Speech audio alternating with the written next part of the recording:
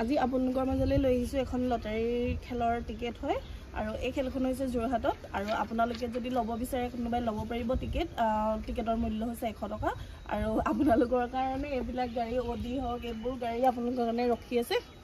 আৰু সেই 100 টকীয়া এটা টিকেট লৈ আপোনালোকে এখন গাড়ী লাভ কৰিব পাৰে তো আজিকালি কিমান মানে যুগটো কিমান সহজ হৈ পৰিছে ঠিক আছে তেতিয়াহ'লে মই দেখাই যাম কি আছে প্ৰাইজখিনি খেলখনত আছে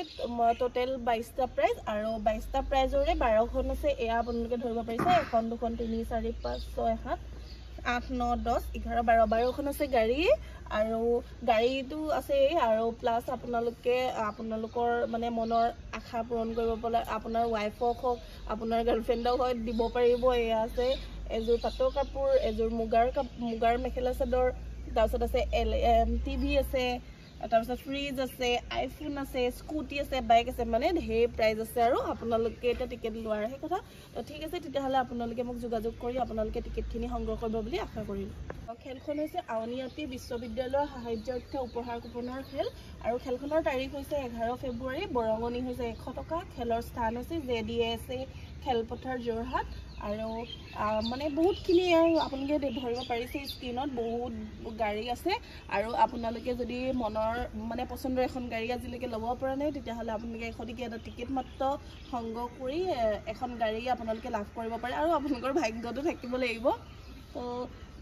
মানে আশা কৰিছোঁ আপোনালোকৰ মনৰ আশা পূৰণ হওক আৰু এয়া হৈছে এই উপহাৰ কুপনৰ বহীখন হৈছে এইখন আৰু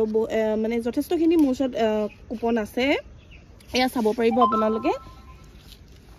এইখিনি বেলেগ আৰু মানুহে বিচাৰে মানে বেলেগ কুপনৰ বেলেগ বহি লাগে বুলি তো এয়া আছে 1300 13 আৰু 11 22 39 46 এনেকৈ বহি নাম্বাৰ ষ্টাৰ্ট হৈছে তো আপোনালোকে যদি